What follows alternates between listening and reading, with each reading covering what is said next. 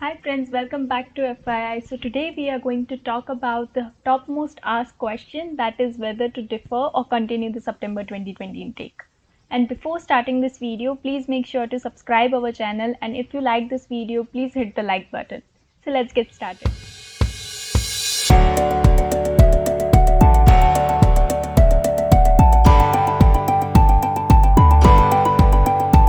So before discussing anything further, I just wanted to tell you that I have personally experienced both the things. I have attended my classes online and also I have attended it in campus. So I would like to give you all the pros and the points that need to be take care if you are continuing or deferring your intake. So let's see the first thing. So first of all, we will talk about the pros of continuing to September 2020 intake. So government have already announced that even if you are attending your classes 50% of your course online, you will still be able to eligible for PGWP, that is post graduation work permit.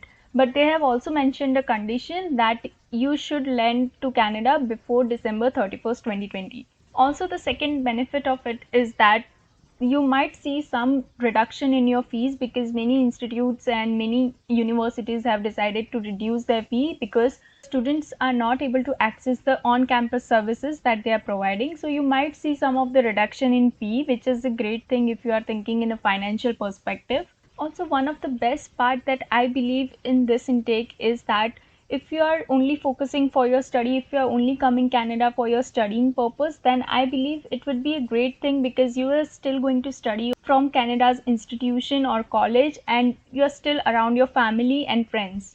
So I know many of you would be wondering that what if you have doubts or what if you have concerns, whom you are going to approach, because you are sitting in your home country, whom you are going to approach. So don't worry about that. Even when I was doing it for the first time, when I was also attending my classes online, I had the same doubts, but I realized that I can still make the appointments with my professors and I was still able to get a chance to talk to them one to one. That is, I was able to solve my doubts, my concerns, everything one on one by talking to them online.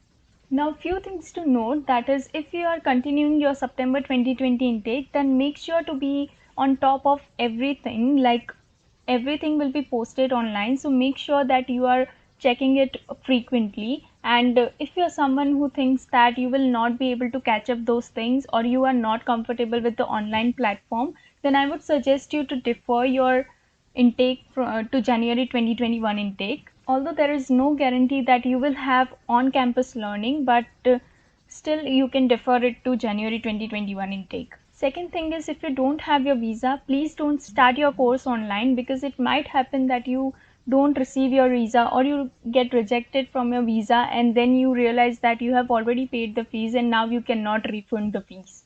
So make sure that you have visa with you before starting the course online. Also, next thing is that if you are continuing your September 2020 intake, then it would be better if you can come in December or mid of December. The reason I am suggesting you this thing is because rent and expense over here will be around $600 to $800 a month. Uh, Even though it might vary depending upon your choices and your budget, but still the average would be around $600 to $800. So once you come over here, rent and expense will come to almost $600 to $800. So if you are coming in September, then job hunting might be difficult for you, and also there will be no point of spending your GIC money at that point because it will be almost same. You have to be at your home only, so it would be advisable to you that if you come in December, you might save some money for your future expenses. Also, if you are coming in September, then there might be a chance that you might feel alone because suddenly you have been apart from your family and now you don't have anyone in surrounding. Also, you don't have any chance to meet new people. So that might be a challenge for you. Also, job hunting might be difficult at that point, maybe in September, because if everything is closed, then you might not be able to find a job. So now let's see what would be the pros if you are deferring to January 2021 intake. Before discussing any point from this slide, I wanted to make a note that this all things might happen only if the situation gets better. So the first thing is that if you are deferring it to January 2021 intake, then you might get a chance to study on campus only if the situation is better. Also, The job hunting might be easier as compared to September 2020 intake. Also, if your course is including all the labs and practicals, then you might be able to do it in person in front of your professor. So that could be a good thing.